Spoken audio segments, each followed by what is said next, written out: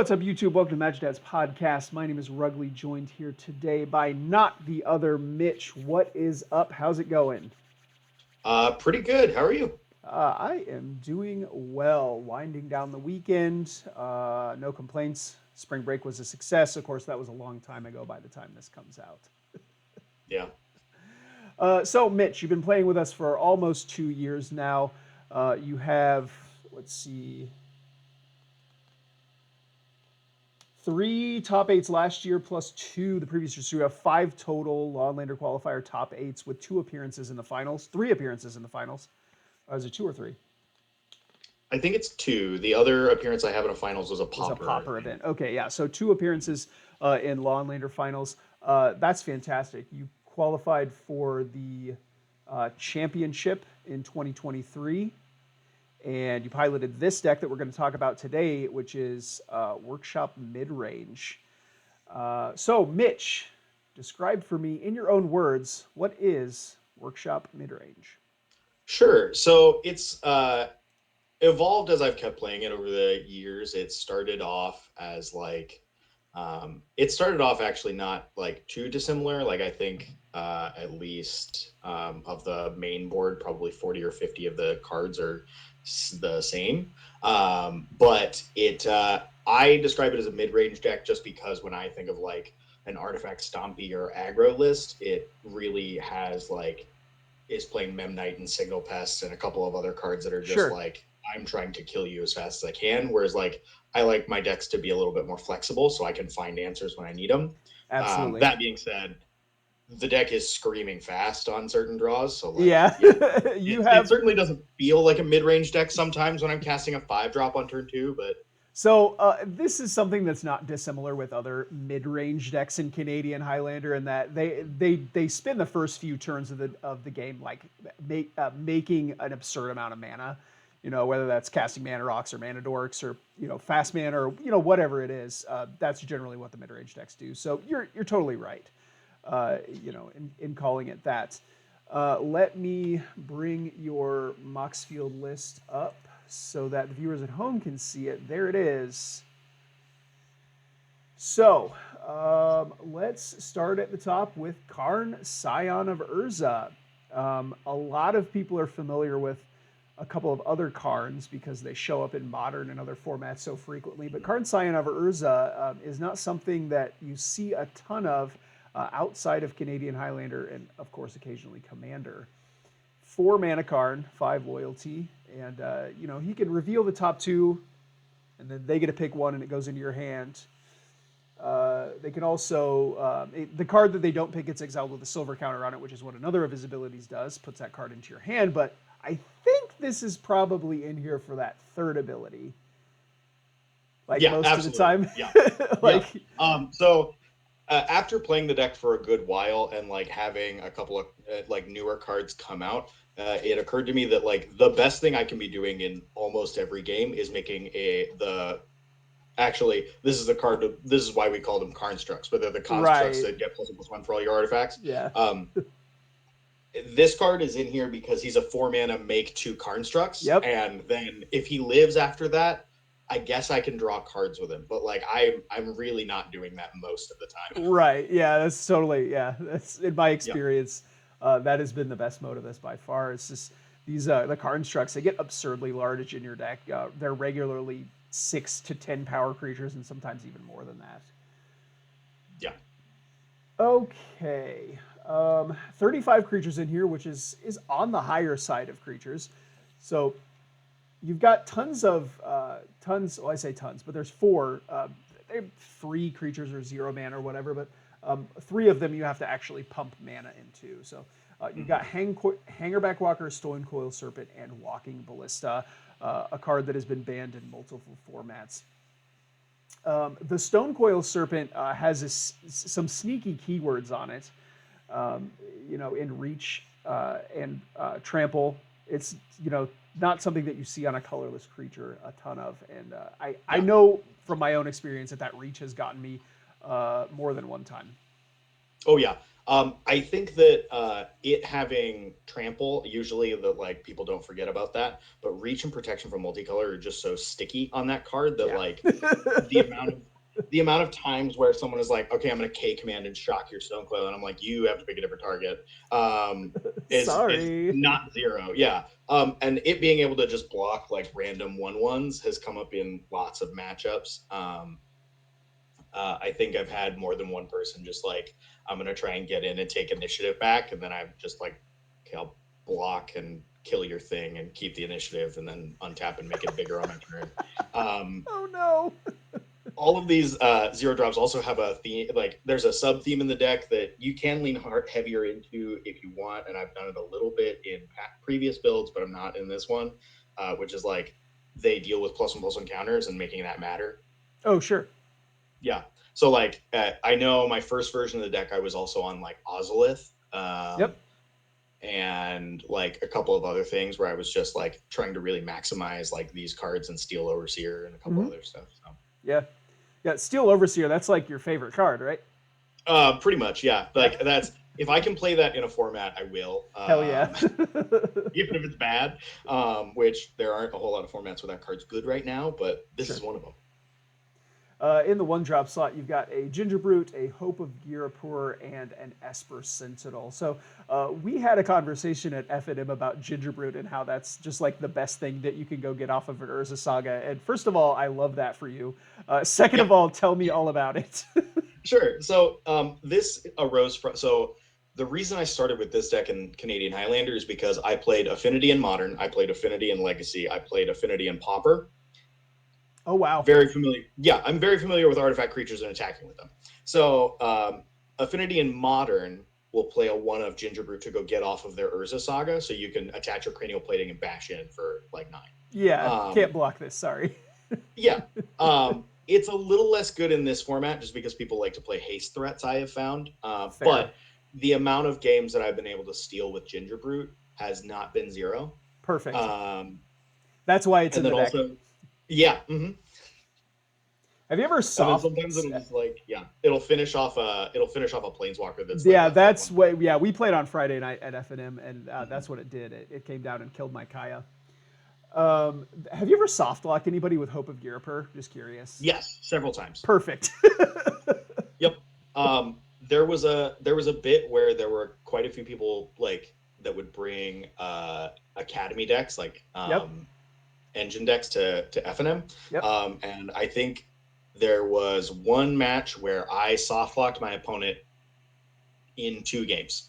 The Oh first game was wow. with an the first game was on turn 2 with an Emery, and then the second game I played a Luris on 3 Yep. and played a Hope of Garipper on 4, and Oh then they were man. like, I can't interact with that, so Yeah. I'm dead, I Those guess. Paradox Academy decks only have like 10, maybe 12 creatures in them, and the thing is Yeah. those creatures aren't good without like all of the the wheels and the mana rocks and stuff. Like the creatures don't do anything without those cards. So. Mm-hmm. Moving on to this 2-drop slot, this is where we start to see some of these really interesting cards. Of course, you've got an Arcbound Ravager, an Ethersworn Canonist is good against Paradox Academy, the Storm decks, etc.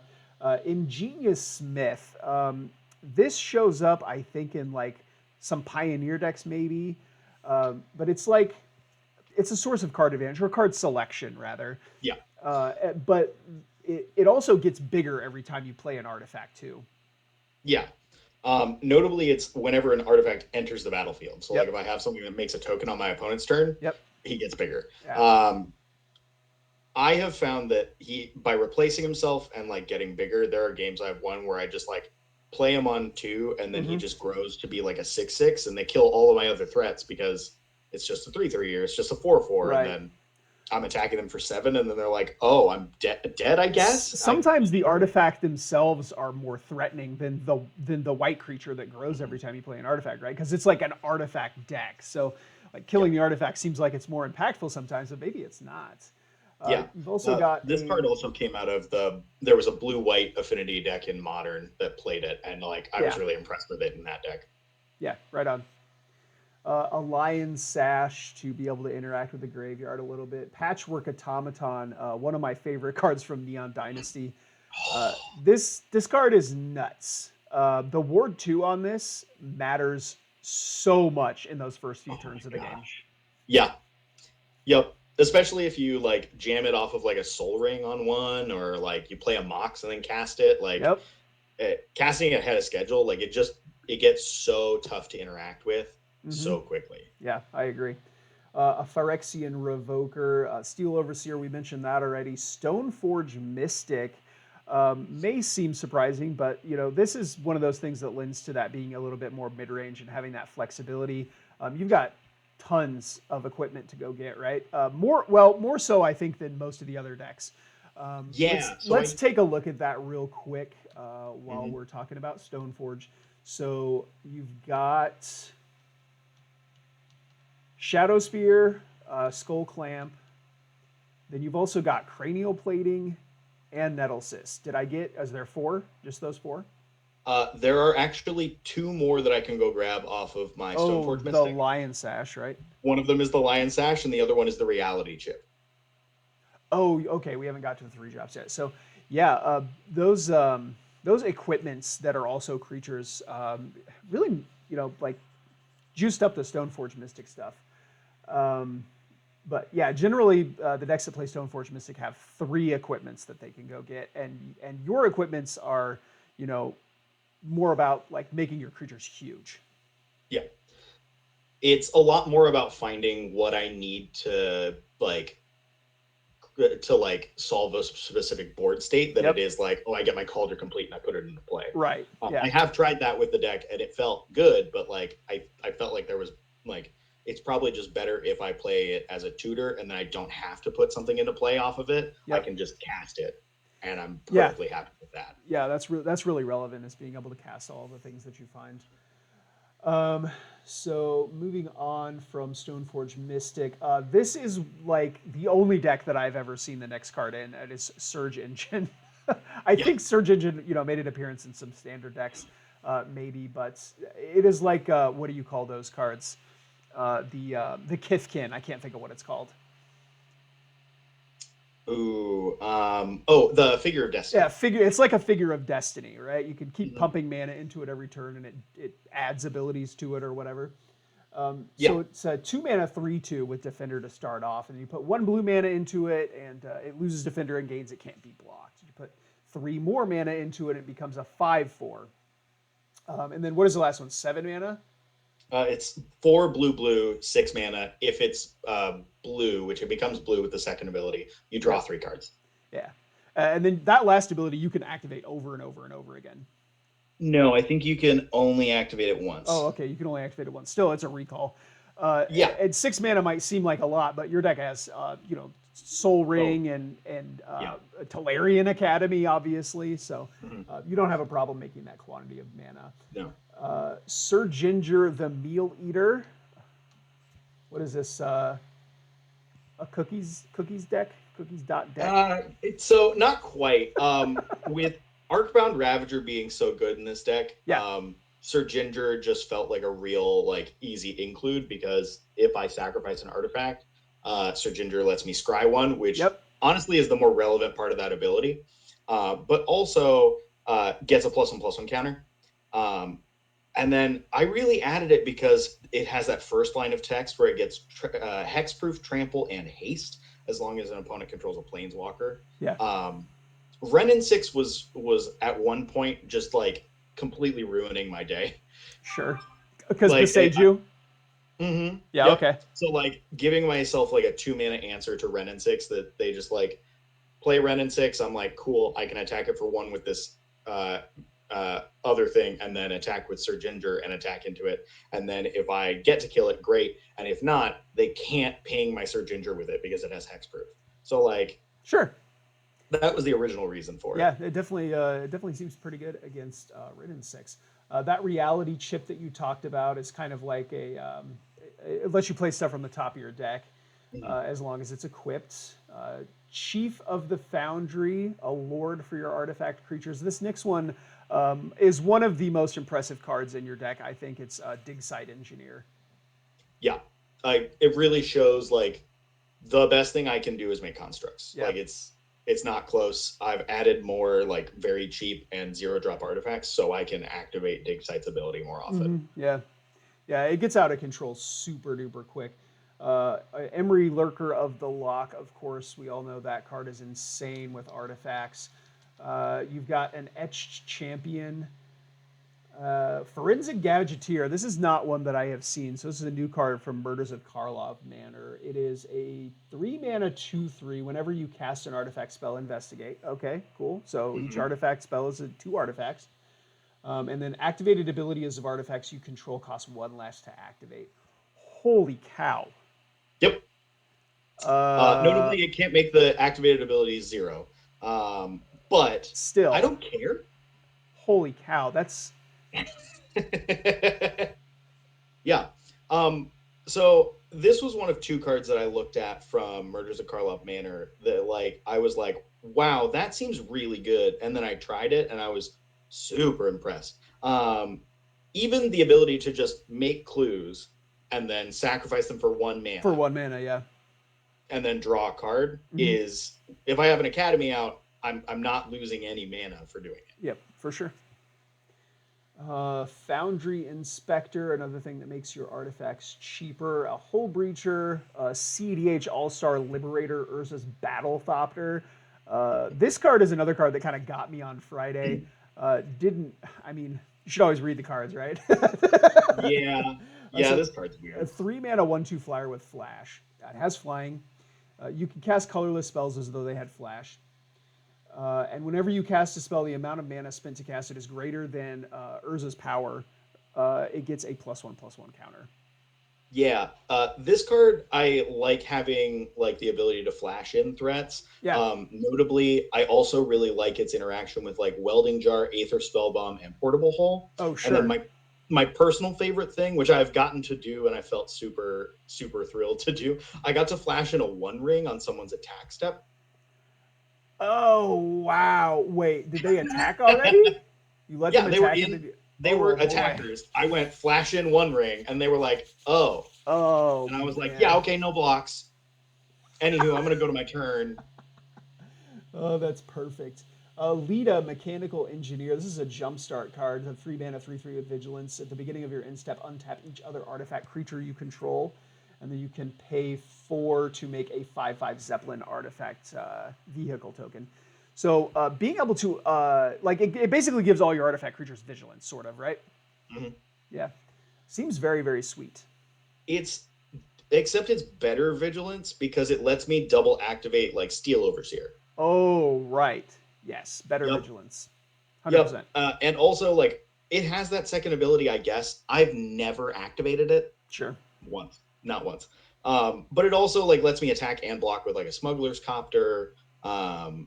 Just like a bunch of really good stuff with it that like I've really enjoyed the card every time I've cast it. So. Excellent. Master of Ethereum, Psymaster Thopterist, a White Plume Adventurer, Wojek Investigator. This is another new card from Murders of Karlov Manor. 3-mana 2/4 Flying Vigilance. At the beginning of your upkeep, investigate once for each opponent who has more cards in hand than you.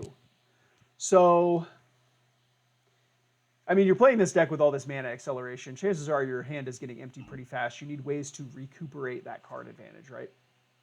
Yep. The other reason I wanted to look at this one was because it being a 2/4 Flying Vigilance in matchups where I don't have less cards in my hand than my opponent. So like if I'm playing against an aggro deck, right, it's got a relevant body that can block a lot of stuff. Yep. And it still gets to attack at the same time. Yep. And then I don't have to worry about it like making clues. It's just a flying body that can hold an equipment really well. Yeah, 100%. Seems really, really good. Urza, Lord High Artificer. Kappa Cannoneer is another one of these cards that just really stands out in the deck as one of the best cards. Yeah. This guy has made waves in Legacy. It is a 6-mana 4/4, but it has Improvise, and that's so like it's like Convoke, but you can tap artifacts, right, to pay for the mana cost. Yep. Ward 4, so this thing just doesn't die to 1-for-1 removal spells. And then also, whenever an artifact comes into play, it gets +1/+1 counter, and then it can't be blocked. Yeah. Notable things about this card is there's some really cute synergies with some of the artifacts in the deck. The one I am thinking of off the top of my head, but there's more than one, is Welding Jar. Yep. Stuff that I don't like will sit on the field and I don't ever need to tap, like equipment or Welding Jar or any of that stuff. It's free. And then also, Kappa Cannoneer triggers when he enters the battlefield for some reason because they templated it wrong. Right. So he comes in and becomes a 5/5. Yep. I've also gotten this card solituded a lot, and I'm a little salty about it. Well, either they had to pay 4 or 9. They never got to do it for free. Yeah, I know. Steel, I wanted to live. Steel Seraph, again, another banger. This being able to give vigilance, flying, or lifelink to anything means that it's very, very good both on the offensive and on the defensive, which is super duper important. But it also it provides that key evasion, which is something that you can kind of lack sometimes. That you do have some amount of evasion, but a lot of those, like the constructs in particular, which are your biggest, beefiest creatures, they could just get blocked by a 1/1 for days. So being able to give them flying is insane.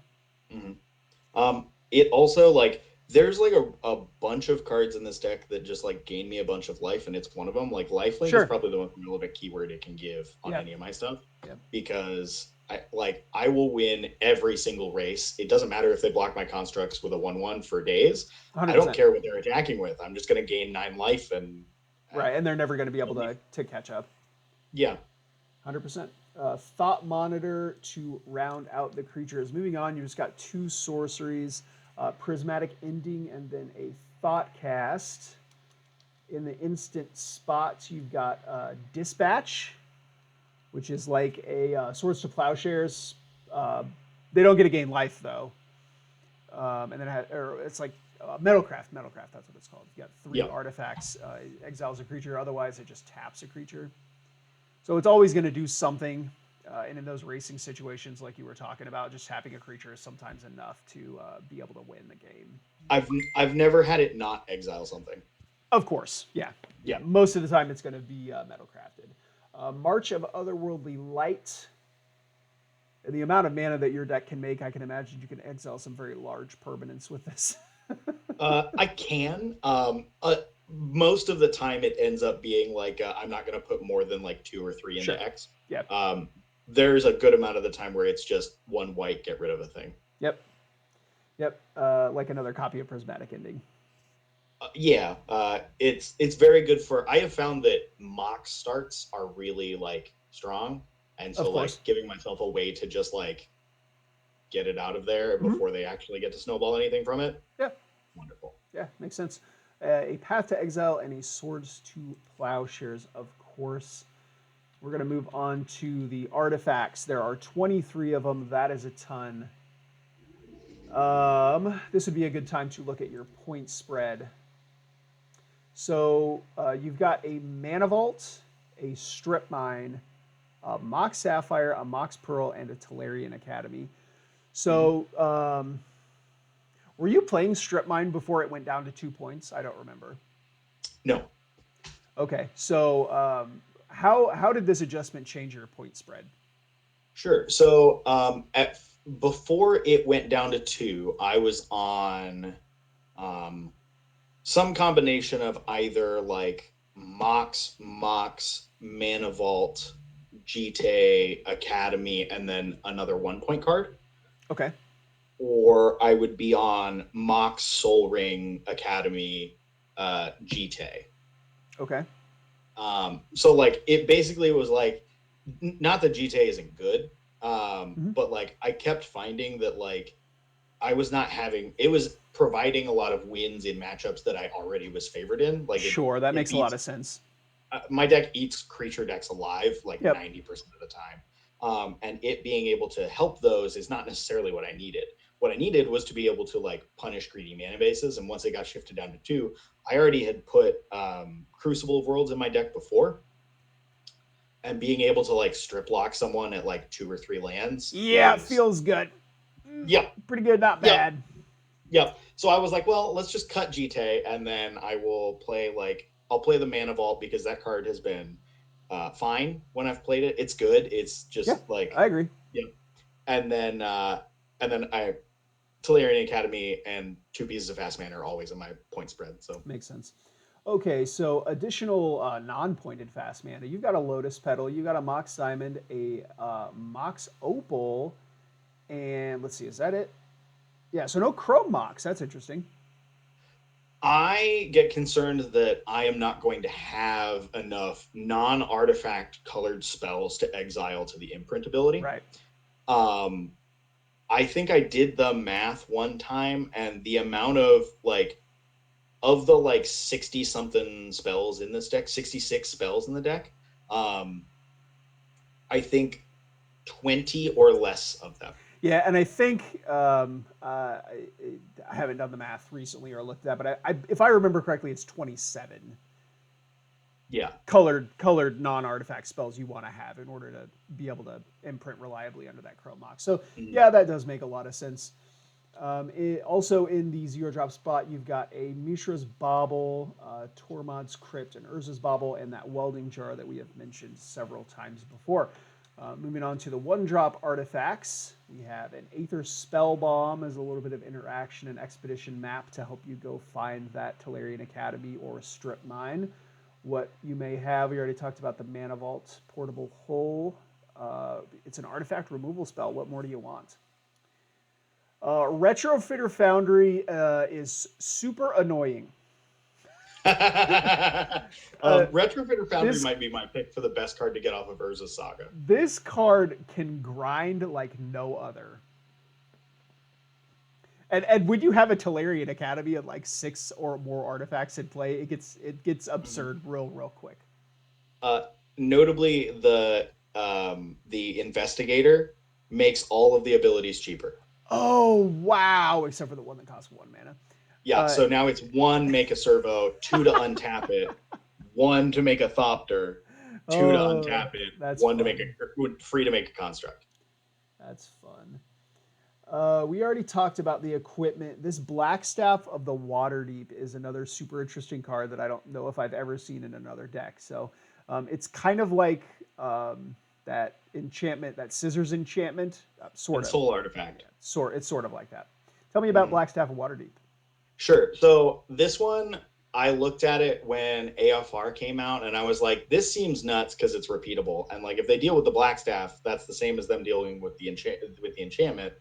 And then if they don't, I can just do it again. So it being 1 mana, that's awesome, but it being repeatable is fantastic. It makes a 4/4 out of most of my stuff, and like the amount, it also, what really got me with it is that it doesn't say non-creature. Yep. So like all of my creatures that deal with +1/+1 counters, I now make them 4/4s with +1/+1 counters on top of it. Yep. So like I have turned a Stonecoil Serpent from a 2/2 into a 6/6. 6/6, yeah. Yep, and then suddenly that's a much greater threat. It has thoroughly impressed me. It's also like when I look at lists for deck lists like this one, I am the only one who plays it. Yeah, I mean, good on you. It's a bit of a sleeper, like I said. I don't think I've ever seen another deck play it before, so I'm not surprised that you would have to do some pretty heavy scry falling to find a gem like this one. Yeah. We've got an Agatha's Soul Cauldron. This card is insane. So we played a game, I don't know, it was a while ago, right after this card came out, but you had an Agatha's Soul Cauldron with an Urza underneath it and Tolarian Academy in play. That was fun. Yep. It was a good time. One of the I can't remember which event I was playing against Luke in. He was playing Seeker Walk. I put my Ballista under it. And that gets really good against. Sorry, you can't combo. Yeah. Yep. So like suddenly everything I have in play is now a walking Ballista with 1 counter on it. Yeah, that's like nice. Yep. Also, I've gotten the coolest thing I think I've done with it is I put a Steel Overseer underneath it. Oh, that will get out of control so fast. And then everything's a Steel Overseer. Oh, that will get out of control so fast. Cranial Plating, of course, Smuggler's Copter, Crucible of Worlds, Nettlecyst, and the One Ring, which we already mentioned. Another draft all-star, Michiko's Reign of Truth. So this card has killed me, I mean, at least as many times as Cranial Plating has. Yep. It kills a lot of people. This card is also not one that people put in a lot of their blue-white artifact decks for some reason, and I don't get it.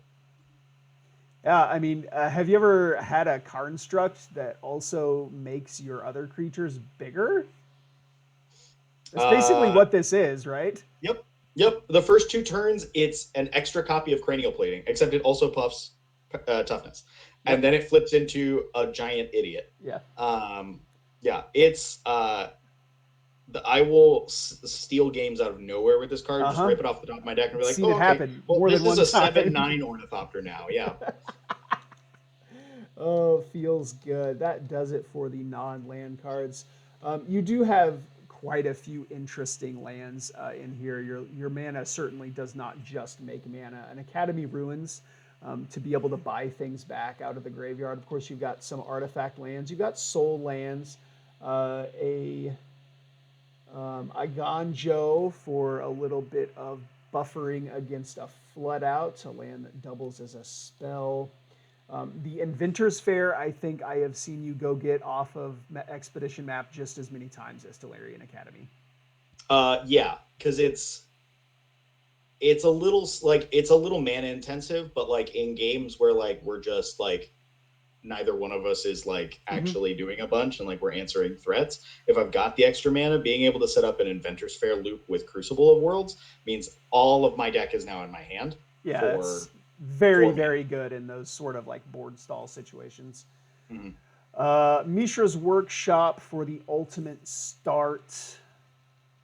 And let's see, there is that Tolarian Academy, of course. Excuse me. You've got a treasure vault when you don't have enough artifacts and you want more. And then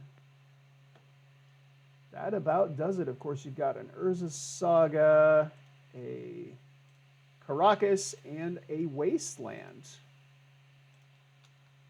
Yeah, so there were other versions of this deck where I was trying to make 3 colors work, and Sure. this version I just trimmed down to, I think I'm on like 6 basics, and I just trimmed down to let's make blue-white mana, play some interesting lands that do stuff, and then try and attack my opponent's like faster starts and their mana as much as I can. So Strip Mine Wasteland, obviously, like everybody in this format's playing 4 colors, but then also I tailored a lot of my removal spells to be able to hit Mox and Soul Ring. Sure. Mana Dorks, that kind of thing. Excellent. Let me bring it back up so everybody at home can see our faces. So you had just mentioned that you have tried it with a couple of different splashes. You want to tell me a little bit about that? Yeah, so originally I think the deck was splashing red, and it was splashing red for like 3 or 4 cards. It was like Lightning Bolt, Expressive Iteration, Ragavan, and then a card called Alabu Ancient Witness, which is a 5-mana 4/4 artifact creature for 3 red white. And then whenever it attacks,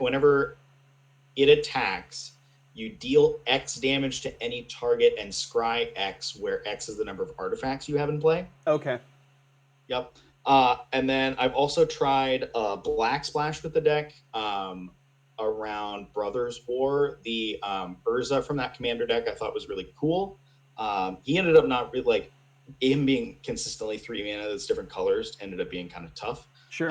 But also the Warhammer 40k had the Scorpek Lord, which is a 3-mana 3/2 menace artifact creature with Unearth for 2 and a black. And then he gives your other artifact creatures +1/+0 and menace. Okay. So really, like, another Lord that's easy to play and also like gives your team evasion. Yeah, it gives your team is super evasion. cool. It's super good. It does seem super good. Yeah. And then I've also played around with a Armix Filigree Thrasher, which is a 3-mana 3/2 for 2 and a black with, I believe he has menace as well. And then whenever he attacks, I can discard a card and give target creature -X/-X, where X is the number of artifacts I have in play and in my graveyard. So like just like splashing around for a couple of cards, I usually end up playing like this is the first version of the deck that I haven't included like an underground sea and a scrub land in, um, for the Just to be instant able speed to equip on cranial cranial plating. blade. Yeah. Yeah, which is still doable. You have a couple of rocks that make rainbow mana, and then you also have the Spire of Industry, and there's Mhm. another 5-color land in there. I don't remember what it is, but you could Glimmer certainly, Void. yeah, Yeah. yes, yeah, you could certainly still instant speed that cranial plating. It's doable. I really thought about it, and the amount of times that I've been able to get someone with an instant speed equip from cranial plating is just so small that Sure. I don't think I'm losing that much percentage of just Yeah, like making my mana much better. yeah, I, yeah, I can see that. Totally agree. Yeah. So, how do you feel like your mulligans go with this deck? Do you feel like you mulligan a lot, or a little, or like average amount for other decks, Uh, or? So I try to mulligan like a lot because mulligans are so good in Magic that like it. Yeah. If my hand, if I open a medium 7 that's just going like nothing on one, a 2-drop into a 3-drop, like I'm really likely to send that back because my cracked, even some of my more medium 6s are still better than Yeah. that. Once I start getting to 6, and especially when I get to 5, I start looking for a keepable thing. I also like, I don't know what it was this past week, but I mulliganed like a bunch of hands just like not finding any lands, Hmm. which is Magic, but Yeah. Right on. Sounds like, I mean, about an average amount. yeah, More decks players could probably mulligan for those more explosive hands and get them a reasonable amount of the time. yeah. Okay. Anything else that you want to say about Workshop Midrange? Yeah, I have sort of talked to a couple of people about this as I've been playing it. Um, I think the deck is like it's got strong cards in it. The problem that I find with it is that it's got so many like good answers built into Magic because it keeps stapling destroy target artifact or enchantment onto everything. Sure. Um, that I'm actually not as convinced that this deck is like if I were trying to spike a tournament really hard, I don't know that this deck would be the best deck to bring. Um, I love it, and that's why I play it. But Of I course. am not convinced that it's actually like super super great. Cool. Yeah, All right. Well, Mitch, appreciate you coming on the podcast today to talk about your beloved archetype, Workshop Midrange. Everybody yeah. at Thanks for home, having me. if you haven't done so already, please subscribe to the channel. Make sure you turn notifications on so that we get to annoy you every time we upload a video. And I just want to remind you that we're proud of you. Bye. Bye.